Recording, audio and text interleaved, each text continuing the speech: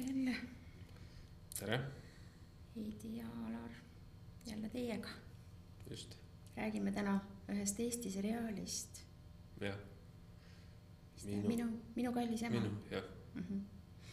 Elisa Huubis on siis nähtav see seriaal. Ma ei tea, kas see on mingi uus seriaal või päris uus. Et ma vaatasin ka selle ära ja sinu kaudu ma selle teada sain üldse, et see on. Ta on jah mingid mõned kuud olnud. Aga see tekitas minus ja hästi palju nagu mõtlemist sellele. Ma soovitan nagu kõigil, kes vähegi huvitab, kuidas lapsed kujunevad sellisteks, nagu nad kujunevad, millega me nagu rahul ei ole. Et päris kurb vaatamine, et kuigi see on film, aga mis Eestis tegelikult, eks see toimub igal pool. No ma arvan, et seal on päris palju tõsielust ka, sellepärast, et seal oli ju see, kes see politseitöötaja oli, kes oli ka seal stsenaariumi juures. Anvelt oli ta äkki. Võibolla. Et seal on kindlasti võetud see tõsielu sugemeid ka. Ma arvan, et see päris väljamõeldis ei ole ja ma arvan, et selliseid peresid on päris palju Eestis. Ja Soomes ja maailmas üldse. Et ma arvan, et selliseid emasid on kahjuks. Noh, mitte ainult emad, ma arvan, et need on nagu mõlemad, kes nagu ei teadvusta päriselt, mida nad nagu teevad või millist. Miks see hakkas mind nagu kõnetas, oli see, et viimasel ajal nagu uudistes räägitakse päris palju sellest, et lapsed peksavad, vist keegi kuskil oli isegi tapetud ja siis filmivad seda ja eile kuulasin, kas oli uudistes, et kas peaks nagu lapsi rangemalt hakkama nagu karistama, et kuna nad on alaealised, et siis nagu, et äkki lapsed siis nagu keegi nagu ei esita, et mis seal kodus toimub, et kõik hakkab ikkagi kodus, mis nende vanematega nagu toimub, et selles mõttes on huvitav tõesti, et päriselt me oleme üsna arenenud juba minu arust psühholoogiliselt on ju, aga mingisugused ametkonnad endiselt nagu eitavad seda osa üldse, nagu mis on minu jaoks täielik müstika, nagu et üldse ei pöörata tähelepanu sellele, et kodudes on halvasti päriselt. Lapsed peegeldavad lihtsalt seda, mis nende kodudes toimub. Ja tundub vahest kohati niimoodi, et ei koolides ega kuskil mujal mitte kedagi huvita see. Et kogu aeg näidatakse näpuga lastele. Abi neile väga ei pakuta. Mingil määral võib-olla pakutakse, eks ju. Aga me elame vaata siin Soomes, et ma olen väga palju kuulnud koolikiusamisest siin koolides. Ja koolid lihtsalt keeravad selja sellele lapsele, ütlevad, et me ei puutu sellesse. Et suured loosungid on küll nagu väljas, et me oleme koolikiusamise vastu, aga siis kui on konkreetsed juhtumid koolikiusamisest, siis keeratakse selg päriselt, sellega ei tegeleta. Et see on selline natukene silmakirjalik, kui mitte leebelt öeldes, eks ju. Absoluutselt ja ikkagi nagu ma ei saa aru nagu, mis inimestega toimub, et kõik tahavad tegeleda nagu tagajärjega, aga ei hakka nagu mõtlema, et miks just asjad üldse juhtuvad. Et see on nagu, et me ju, ma ei tea, kas maja peab siis alati meil põlema minema, et siis hakata, et siis hakkame kustutama seda. Tundub nii, et ma ei tea, võiks ju nagu ka sellega, ma ei tea, kas siis vajab nagu nii palju siis nagu lisaressurssi, räägitakse siin, et igal pool nagu mingi uudis on, et me hakkame jälle nagu mingisugust tuld kustutama nagu tead, ma arvan, et see lastega töö ja kooli õpetaja töö ja kasvataja töö ja üldse kohtuniku töö ja see on väga suur missioonitöö, eks ju. Meie ühiskonnas on seda missiooni väga vähe. Väga vähe ja selles ongi see küsimus, et inimesed ei tee seda tööd missiooni pärast, vaid raha pärast. et seal on väga vähe selliseid inimesi, kes tõesti tunnevad oma südames, et nad tahavad olla nende laste jaoks ja ära teha midagi. Et see ükskõiksus või selline suhtumine tulebki sellest, et päriselt kedagi ei huvita. Et lihtsalt see rahanumber on seal kogu aeg, on ju, et seal ei ole see, et vaatame, mis seal nagu päriselt seal taga on, nende asjade taga, eks ju. Ma ütleks igaks juhuks ära selle filmi teema ka, et siis nagu võib-olla see kontekst kõlab paremini, et põhimõtteliselt siis kuidas ühest väiksest tüdrukust kasvas prostituut ja narkoman läbi selle, kuidas teda kodus kasvatati, et see jah. No see oli selle ema põhjustatud. Ei no jah, aga väga suuresti see on noh, et ikkagi, et see on nagu see on see üks vaatenurk, see ei ole see, et internetis levivad mingisugused videod või see ei ole see, et lastel peaks olema mingi kangem karistus, et nagu asi ei ole ju selles. Et tihtipeale need lapsed päriselt saavad seal kodus väga palju karistada ja siis kogu see viha ja frustratsioon, mis nüüd seal kodus siis koguneb nende sisse, siis nad lähevad seda välja elama ja teiste peale ilmselgelt, sellepärast et nad võib-olla ei olegi mingit teistsugust elu näinud. Et harjumuspärane ongi selline, et siis kui keegi midagi kellegi meelest valesti teeb, siis tuleb talle kolakat anda ja need kodudünaamikad ongi sellised siis lihtsalt ja need lapsed ei saa abi päriselt. Ja eks see kujuneb teine, mida mina nagu olen mõelnud, et kui meie lapsed teevad midagi hästi, kui palju me siis, see tundub nagu iseenesest mõistetav ja kui lapsel on ikkagi tähelepanu puudus, kui ma teen midagi hästi, mind ei märgata, selle jaoks, et tähelepanu saada, siis kui sa negatiivse asja teed, siis sa kindlasti saad seda tähelepanu. Et ma arvan, et osaliselt on ka seda seal taga, et põhimõtteliselt karjuvad lapsed appi, et märgake. Absoluutselt. Ja, aga no see konkreetselt see film, see oli väga äärmuslik film, ma ütlesin ka Lembitaga koos vaatasime ja ma ütlesin ka talle, et ma ei ole nagu sellist julmust nagu kohanud ennem, et mul oli ka suht selline keeruline lapsepõlv, eks ja siuke vägivalda ikka ja kõike muud sinna juurde, ka narkootikume ja kõik asju, eks ju. Aga sellist julmust, see läks kuidagi nagu hästi sisse või selline puudutas hästi sügavalt, aga ilmselgelt oli see ema haige, nagu see ei olnud normaalne inimene. Ja tead, nagu vaata, kui öeldakse, et inimesed tulevad siia maa peale mingit kogemust kogema, eks ju. Ja mõni ei saa aru, et mis mõttes, mida sa siin räägid, on ju, mis kogemust, kes see valiks juhuse kogemuse, eks ju, siia ellu. Siis kui nüüd selle vaatenurga järgi vaadata, on ju, et kui me valime tõesti sellise kogemuse siia ellu ja öeldakse, et iga inimene, kes siia ellu sünnib, saab parajal määral armastust selleks, et elada täispotentsiaalis oma elu päriselt, on ju. Ja kui nüüd üks inimene valib sellise elu endale, sellise kogemuse, siis mõtleme, juhuke potentsiaal sellel inimesel on, kui ta sealt välja tuleb. On ju? Just nagu seda väärtust luua siia maailma, selle kogemusega.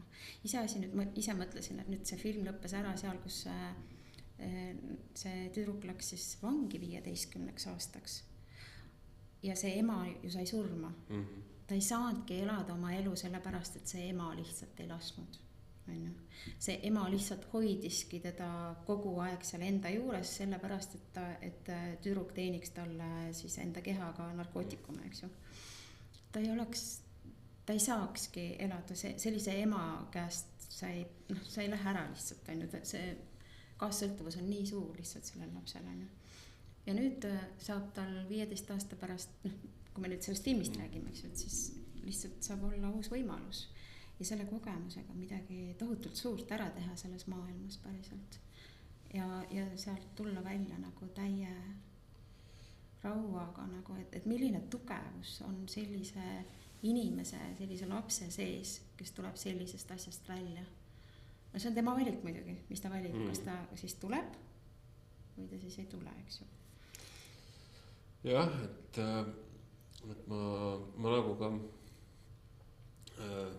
nüüd mul läks mõte juba sassi.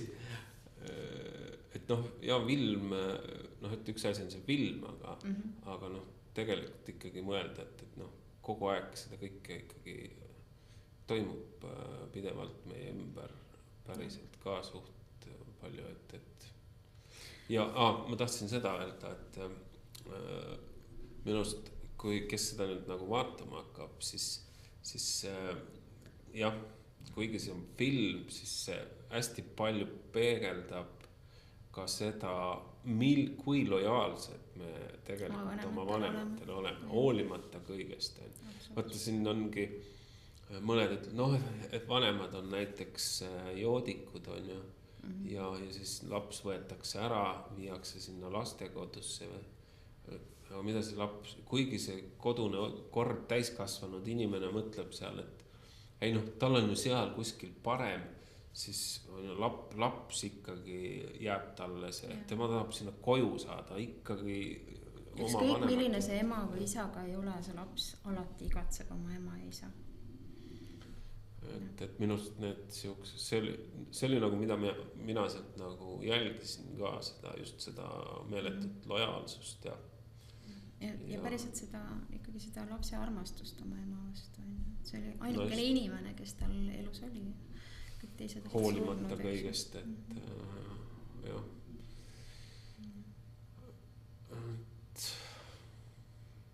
Ja mina hästi austan sellise elukogemusega inimesi. Et päriselt me mitte kunagi ükski inimene ei sünni siia ilma sellise sooviga, et minust saab narkomaan. Et ikkagi kuidagi see lapsepõlv kujundab teda selliseks ja kõik on nagu selle olukorra sunnil ja laps on suht kaitsetu ja sõltub oma vanematest päriselt, et ta ei saa nagu suht vähe ta sai seal ikkagi ära teha, eks ju, kui ta 11-aastaselt 2 vene meest teda lihtsalt vägistasid samal ajal, kui ta ema oli elutoas, on ju, no mida saab laps ära teha, nagu ta ei saa nagu, eks ju. Et siis ja see on ikka noh, päris hull seriaal oli küll. Jah, ei seda küll, aga väga õpetlik või väga selline. Kes see nagu otsustab seda nagu vaadata, siis just mingis mõttes on see niisugune silmade avamiskoht, et me nagu mõtleksime, mis tegelikult meie ümber toimub ja teine mõtleks iseenda peale selles suhtes, et võtta ikkagi vastutus, kuidas me oma lapsi kasvatame. Jah, noh, võt selliste haigete inimeste puhul nad ei hakka kunagi ja noh, see on okei, on ju, see on see äärmus, aga ma mõtlen nagu, kui meie, noh, mõtleme nagu siis tava inimestega, on ju, ega sealt tuleb ka ju seda, noh, ikkagi me just enne rääkisime ka, inimestest tuleb seda frustratsiooni ja laste nagu justkui seda, et lapsi peakski nagu karistama ja adumata tegelikult, et kuidas me lastega nagu käitume, millise tuleviku me võime nendele nagu luua, et no, meil on olnud päris pikka aega ühiskonnas selline uskumus, et lapsed ei, noh, et nad on rumalad. Et noh, inimesed usuvad seda, et lapsed nagu nii ei mäleta oma lapsepõlve ja oled kuulnud, väga palju on sellist asja, eks ju? See on jah, et osalt nagu, see on noh, taas nagu, ma ei tea, kui paljud sellele mõtlevad, et kui laps midagi ei oska, siis ta on rumal. Just. Aga kui laps midagi valesti teeb, siis ta on justkui täiskasvanud. Sa tegid valesti. Sul polnud õigus esiteks teha valesti, eks ju? Jah, miks sa valesti? Kuidas sa vigu teed? Jah, miks sa valesti asju teed? Kas sa siis ei oska või? Et ja siis nagu karistatakse last selle eest, et miks ta täiskasvanuna ei suutnud mõelda antud olukorral, et kui ta nagu eksis, Aga selle peale ei mõtle täiskasvanud inimesed, kui nemad midagi uut õpivad, on ju, nad ei ole ju selles kohe head, eks ju. Absoluutselt. Et see ei ole ju võimalik, et sa peadki õppima ju selleks, et heaks saada. see on jah, meil on kuskilt sealt eelnevatest põlvkondadest tulnud see, et juba sündides pidid lugema ja kirjutama, noh, mis mõtted nagu ei või? Ja. Et 6-aastasena pead oskama lugeda. Pead oskama lugeda, noh, mis, ma ei tea, kui vajalik see tegelikult 6-aastasena võiks tegelikult üldse olla. Kui ma täna nagu hakkab mõtlema süsteemi põhjal, jah, aga võib-olla ma ei tea, oleks midagi asjalikumat, mida võiks sellele lapsele õpetada selles eas veel. Jaa, mind hakati 3-aastaselt rihmaga õpetama. Jah, et 3-aastane, kes veel ei räägi ka, et ma pidin juba arvutama, lugema ja saksa keelt ka pidin oskama. Ja kui ei osanud, siis sain peksa, eks ju, et selles mõttes on nagu huvitav tõesti. Aga need on need, päriselt see narkomaania on üks hull asi, et ta kuidagi teeb selle inimese aju nagu, ma ei tea, mis need inimesed ei taastu enam minu arust. Isegi kui nad nagu jätavad selle narkootikumid maha, siis midagi on seal ajukeemias ikkagi nii valesti, et sa ei tule sellest enam välja. Et ebaadekvaatsed inimesed on. Nad ei mõtle nagu niiviisi üldse. See rikub täiega nagu selle aju ära. Et seda see on käsitlematu. Ja jälle, et on nüüd see Vilmis oli äärmus, et okei, et see ema oli narkomaan ja tegi tütrest narkomaani, aga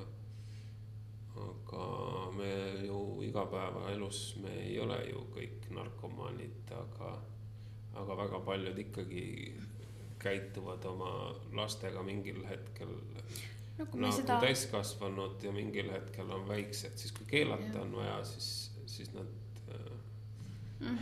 käituvad ühtepidi ja vastutus ja hästi tihti nagu lastele selle vastutuse panemine ka, olen nüüd juba täiskasvanud, sa juba suureks.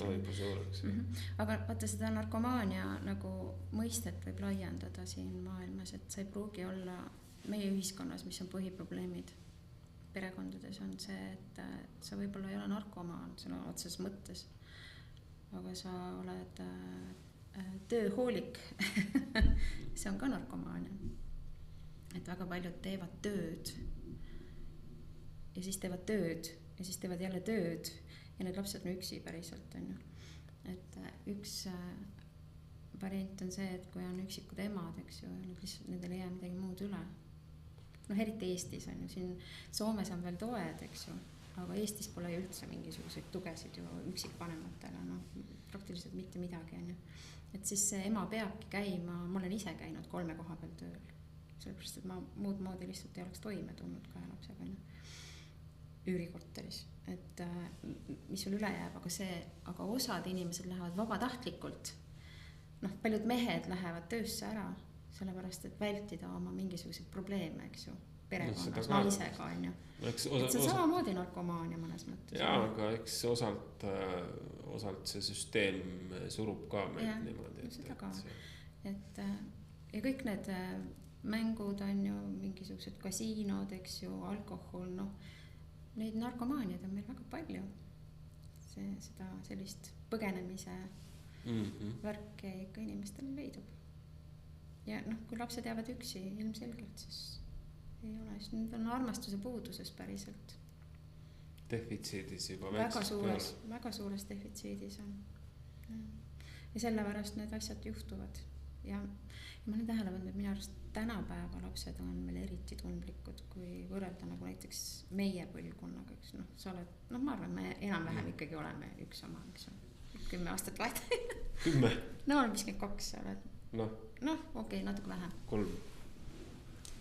Sa oled nii vana juba. Sa näed nooruslik välja.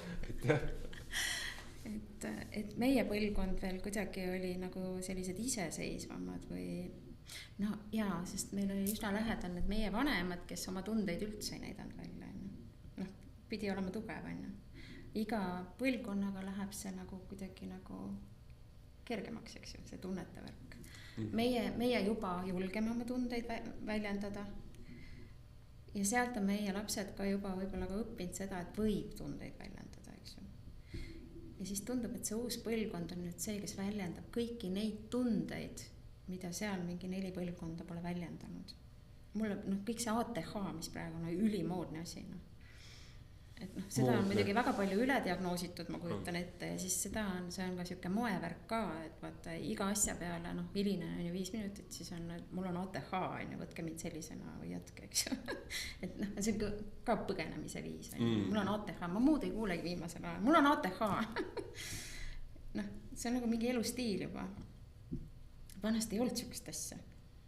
Ma ei mäleta, et minu kooli ajal oleks räägitud mingisugusest ATH-s. Ei räägitud. Ei olnud siukest asja. Nüüd on igal teisel. Kõigil diagnoositakse. Huvitav jah, aga kui kõigil diagnoositakse, siis äkki seda ei ole olemas.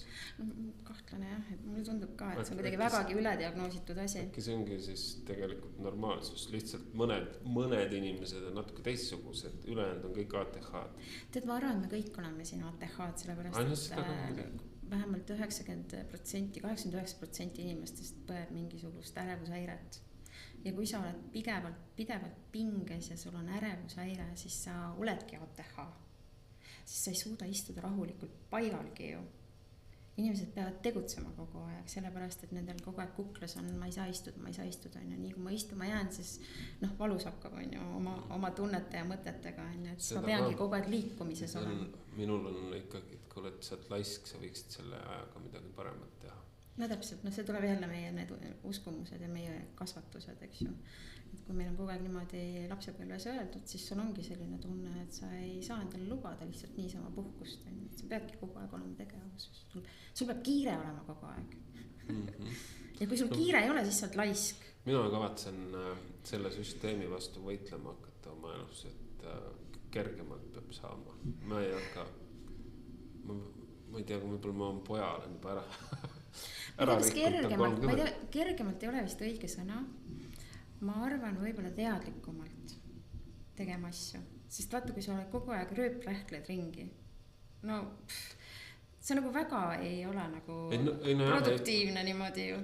Ei, absoluutselt, ma lihtsalt pigem mõtlen seda, et ikkagi, kui ma võtan enda lapsepõlvest, ikkagi isa leidis kogu aeg rakendust, et mingid asjad olid vaja nagu kogu aeg on vaja midagi ära teha. Tassi puud ühte kuuri, võtame kokku, tassime sinna ühte kuuri. Nii, nüüd saame minna küla peale, nüüd saame mängima minna. Ei, nüüd tulevad need samast kuurid teised puud jälle sinna esimesse tassida. Siis ma mäletan, kus ma lapsena nagu streikisin selle vastu. Huvitav, kas ta läheb õhtul magama ja mõtleb valmis, et jumala eest poid. Aga ta võiski nii teha, sellepärast, et ta kasvatati kindlasti niimoodi. Et sa ei saa nagu lihtsalt niisama aega raisata. Osades peredes on see, et raamatu lugemine on aja raiskamine, ma olen kuulnud. Nagu what? et siis kogu aeg peab olema tegevus. Sa ei saa olla niisama, sa oled raisk muidu. Seda on väga palju meil Eesti peredes. Eesti ühiskonnas. Aga ei mõelda nagu selle peale, et päriselt, kui sa nagu lihtsalt korraks maha istuks, lõdvestuks ja puhkaks ja koguksid energiat, siis sa oled palju produktiivsem.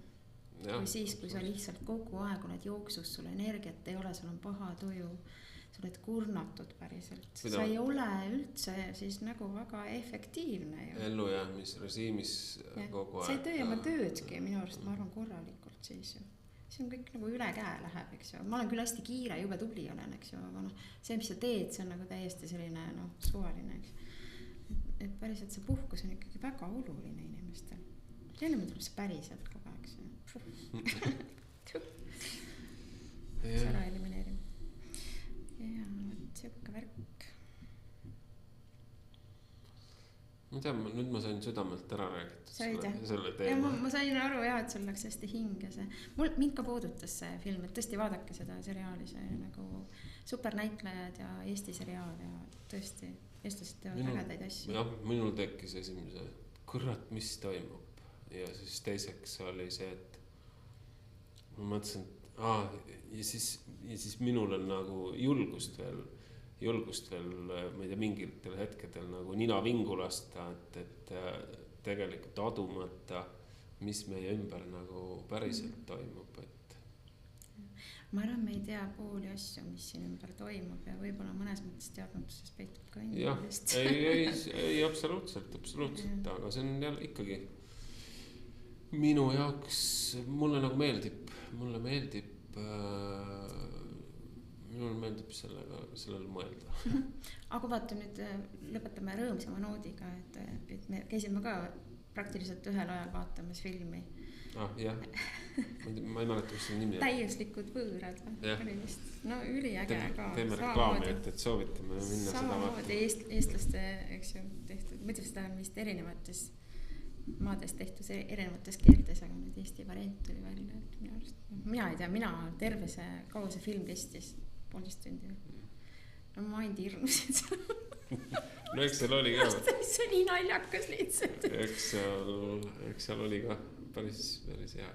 Ja, et seda võid mingega vaatama. Saate endale tuju heaks.